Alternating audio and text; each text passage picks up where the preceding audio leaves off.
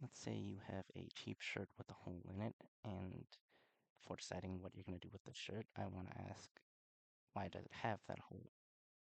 Now, at least one of the reasons why is fast fashion.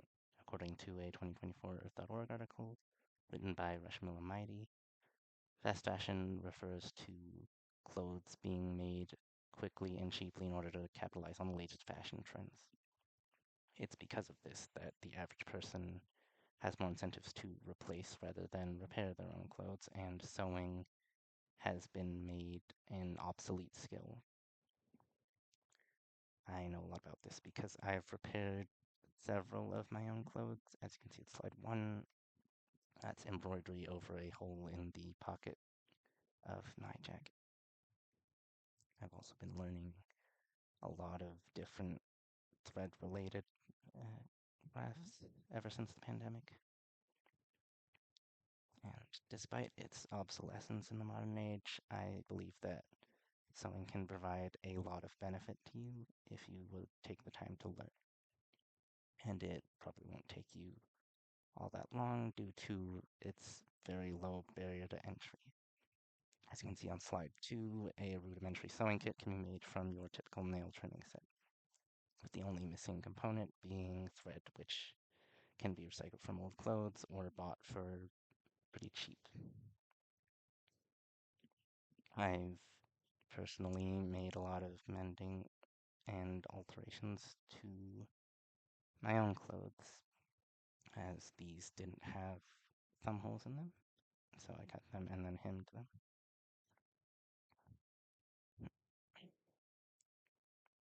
According to a 2024 article released by Gill Press on what'sthebigdata.com, 46% of Gen Z is living paycheck to paycheck, so it's important that we extend the lifespan of our clothes to reduce this financial strain at least a little bit.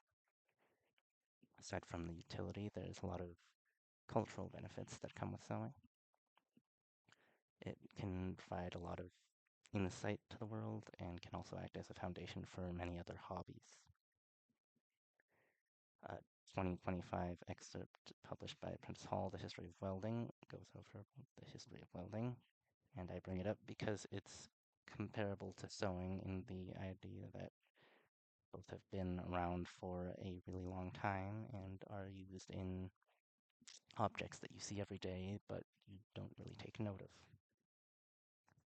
As for the other hobbies, sewing is pretty foundational within things like crocheting, knitting, embroidery, and so it just acts as a good jumping point from one skill to the other. Things get more interesting if you take note of the work that goes into the more mundane aspects of your life. Like as you can see in slide 3, that bag took quite a long time for me to develop and then actually make.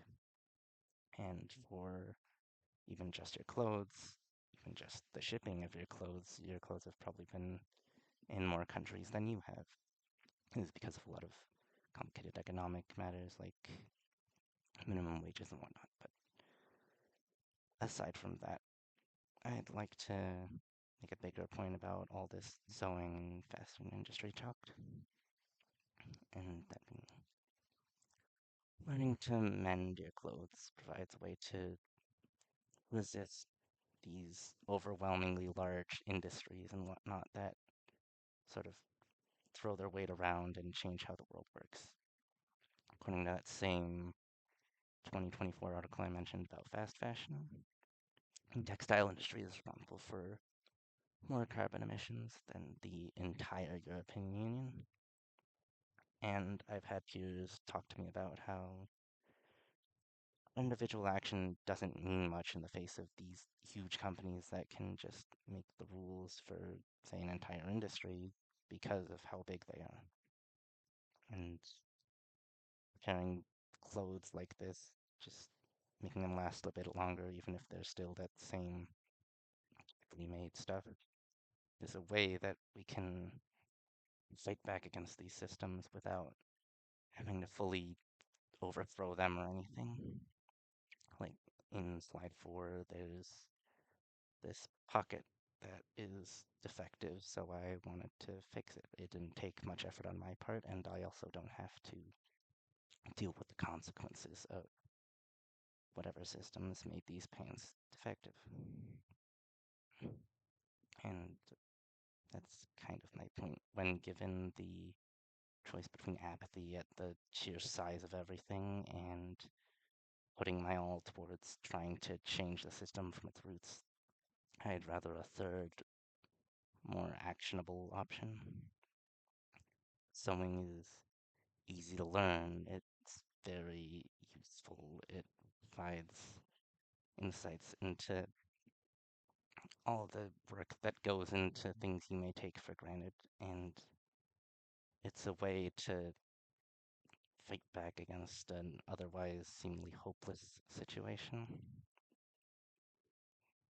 I think it's not healthy to think of us as inconsequential in the greater scheme of things, because you still have to live, even if your life may not ultimately matter to the economy or the environment.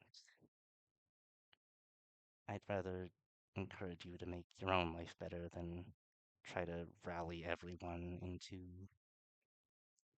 trying to work on some huge solution that they may never see within their lifetime.